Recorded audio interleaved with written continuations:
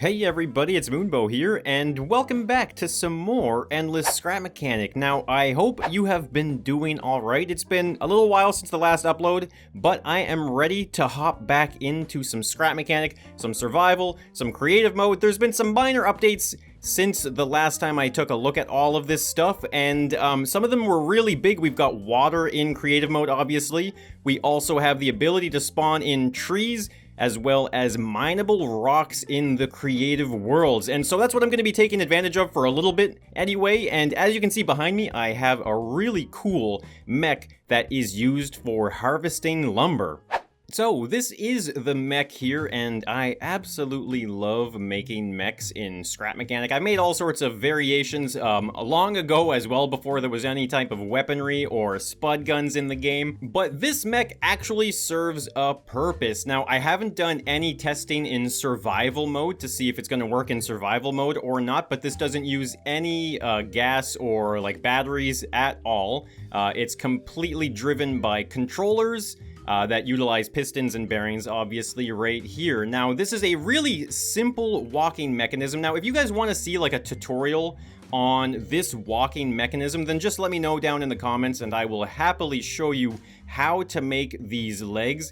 And I might even have to do some testing in the survival mode to take a look at that and see if this is something that's viable in survival. Now, this is not a speed build for mining or for harvesting. This is not fast. It's just a lot of fun. So if we take a look at the walking animation here, you can see we've got the two legs. Obviously, it's bipedal. And as each leg raises up, you can see there's a piston here that lifts it up off of the ground. And that is what's going to give that leg a little extra clearance, or the foot, I should say, to move to the next position. And it's really cool because this is moving entirely with that ground friction underneath it. You know, there's no thrusters or anything propelling it forward. It's just taking one step at a time and it's moving itself that way. So this is something I don't use very often, but in this case here, I did end up using the suspension glitch. Well, there's two different sets of the suspension glitch. So if I go underneath the mech right here, you can see we have a couple right here.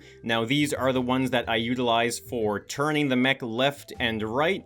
And then behind this resource collector here, if I just kind of get rid of that, there you go. You can see we've got a couple more suspension pieces back here. And these are the ones that are stabilizing the entire mech. Now, even without the resource collector, though, you can see we're still capable of walking and utilizing that suspension glitch for turning. You can see it's very good. You can really turn on like a dime. We can kind of just like walk in one spot right here. So very useful to use. Like I said, I don't use it often, but I mean, I guess the devs are never going to get rid of it, so why not take advantage of it? Now, you might have noticed that there are a lot of buttons and switches, and you're not wrong. It's a full hotbar of buttons and switches. Now, this is going to be available on the Steam Workshop.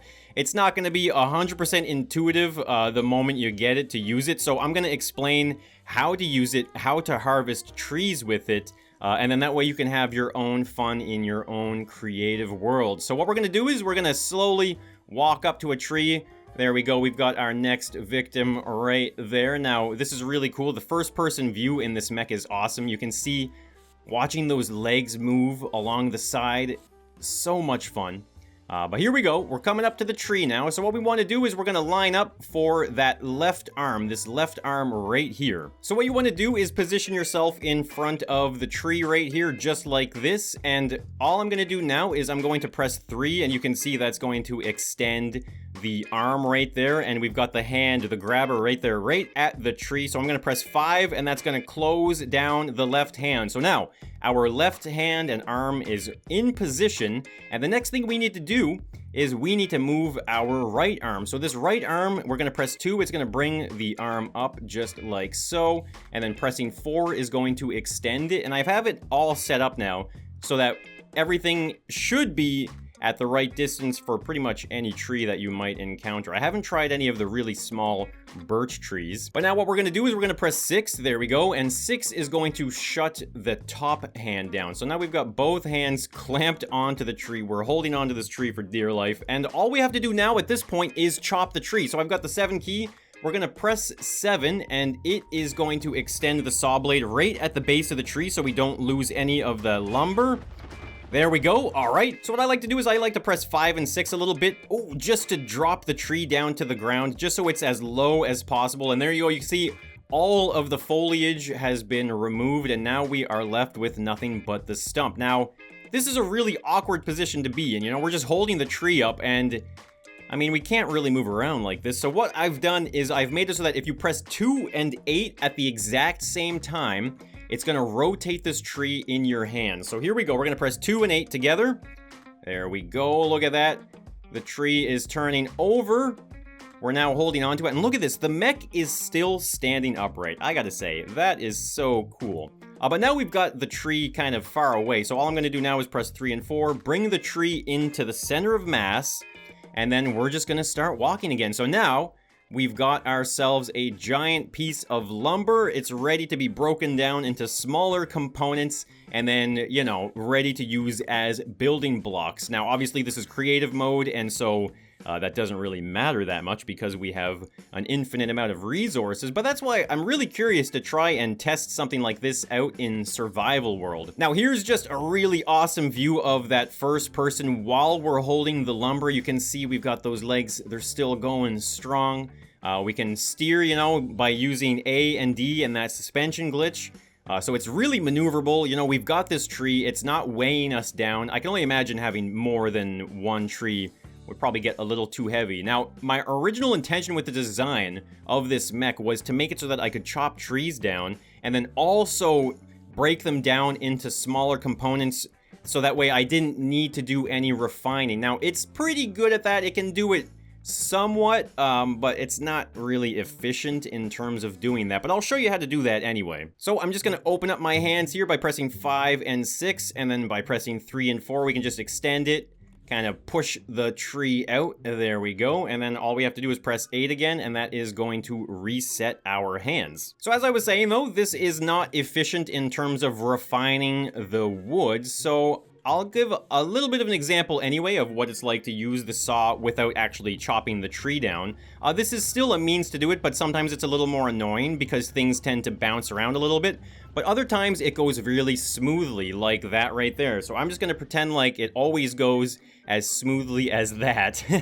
But here we go. We're just going to keep on kind of chopping through some of this tree. Oh, wow. Okay, this is going way better than I thought it was going to. Okay, so all you gotta do now, though, is once you've chopped the tree down into smaller pieces, you can simply just walk over it like this with the mech, and look at that.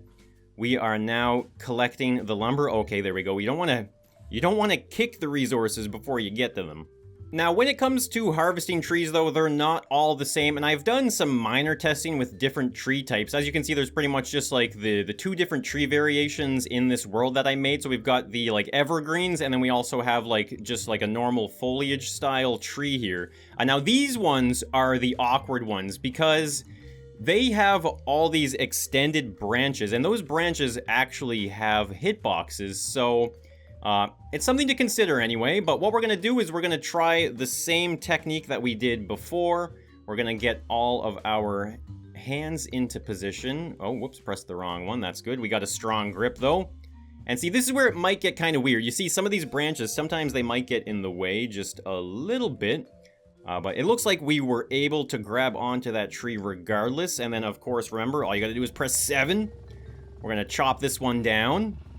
Here we go. There we go. Okay. So again, you know, you're in this position, you're holding the tree. Wow. Okay, that looks so cool when the branches don't break. But as soon as we start turning the tree over so that we're holding it horizontally, I mean, that's usually when it breaks. Okay, there's the top part of it broke off. Okay, that's not too bad. We still have the bottom section here. Now, what happens if we kind of like bring it in and start walking? Oh, wow. Okay, this tree is just staying intact. This looks way more impressive now. All right, so what I'm gonna do is I am going to grab another tree here. Now, I was gonna show you with that log back there, but that one is, it's been chopped down a little bit, so it might be a little difficult to show you. So we're just gonna go through the whole sequence here of grabbing our tree. Okay, there we go. Clamp down, hit 7. I mean, this thing is actually surprisingly fast. When you get the keys memorized and you know what you're doing, This is a relatively quick process, so we're just going to kind of shake the tree down to the ground. There we go. We're going to press 8 and 2 at the exact same time, and as it's turning over, we just press 3 and 4 to bring it back to center of mass, and there we go. All right. So we've got a new log, a whole tree, actually, that we're going to bring over here. Now, let's just pretend like, you know, we decided to stop right here, and we want to kind of just ditch this tree, and we realize, uh-oh, we made a mistake. We want to pick it back up again.